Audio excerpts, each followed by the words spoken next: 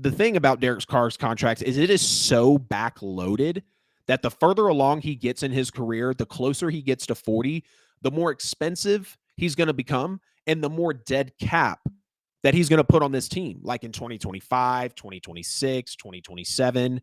So let's dig into the deal. So overall, the Saints are signing him to a 4-year, $150 million contract, according to Ian Rappaport from the NFL. The deal includes $100 million in guaranteed money. I've seen things about $60 million at signing, but it says here he technically got, I think, $28.5 million at signing. But either way, he also received a no trade clause from the Saints. Carr was seeking about $35 million annually, and the Saints had to win a bidding war over the Jets, the Panthers, and potentially others, despite their salary cap troubles, despite being in cap hell, despite not being able to extend some of these players that were so young with us that we drafted that are now playing their hearts out with Marcus Williams with the Ravens, with Trey Hendrickson and the Bengals. Trey Hendrickson got that payday from the Bengals because of how well he played with us, and we couldn't give it to him.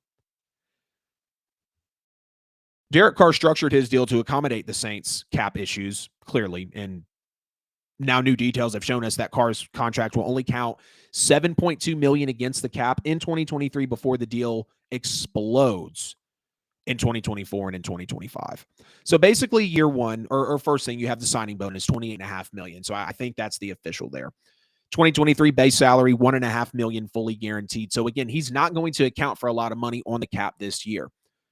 After that, in 2024, it's going to go up to $30 million. 23 and 24's base salary, that's a total of $31.5 million. That's fully guaranteed for Derek Carr. 2025, it'll be $40 million guaranteed for injury at signing. Of that amount, $10 million will become fully guaranteed in 2021, and then the remainder becomes fully guaranteed in 2025. The payments are in the form of 90-man offseason roster bonus in the amount of $10 million and a $30 million base salary. Take from that what you want. I just want to pull it out and put it out in full context so we all understand what this is saying. 2026 base salary, $50 million non-guaranteed. So here's really where you break it down. It's technically a 4-year, $150 million deal. It's at best a 3-year, $100 million deal. The 4th year is really aimed simply at driving the average from 33.3 a year up to 37.5, since he was reportedly wanting to make about that 35.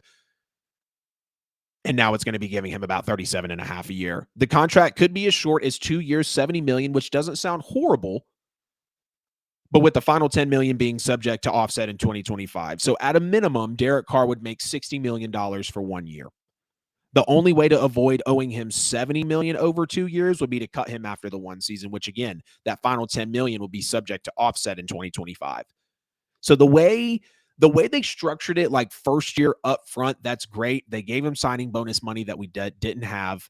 It's backloaded so intensely, again, to where the more Derek Carr gets to the back of his contract and the more that Derek Carr moves towards the age of 40, the more that Derek Carr is going to cost for the New Orleans Saints. And again, the deal includes a no trade clause, so no one would trade for that deal if Derek Carr didn't want to play for this team in question with or without an official no trade clause. So no one's going to come after him unless Derek Carr says, yeah, I want to play there, which will kind of spark some emotion and say, okay, we might pay you more than what we want or more than what people want. All we can hope for is a change of scenery revitalizes him. Yeah, you're right, man. I mean, you're absolutely right. No question about that. You got to hope that a change of scenery will really help Derek Carr. He's not a bad quarterback. I'm not going to sit here and say he's a bad quarterback at the end of the day. He's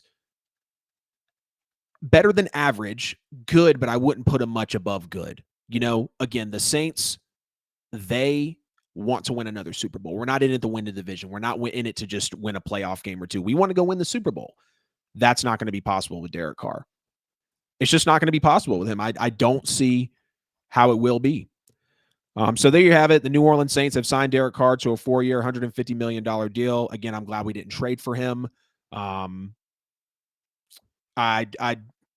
it makes our floor higher, of course, or however you say it. I guess it makes the bad parts of us better, but it won't take or bring the best parts of us really out of us. That's the best way for me to understand that. So yes, there you have it. Derek Carr signed with the New Orleans Saints. Get in the comments. Let me know what you think. Call the show 678-480-8716. I'm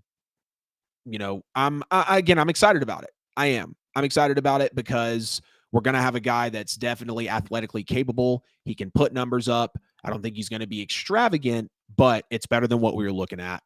I do think it makes us the best in the division. I do think that we'll win the division. I do think we'll get into the playoffs, maybe have one playoff win. And a lot of that's going to be because of that defense. I think that'll be about 60 to 65% defensive driven for the New Orleans Saints this year.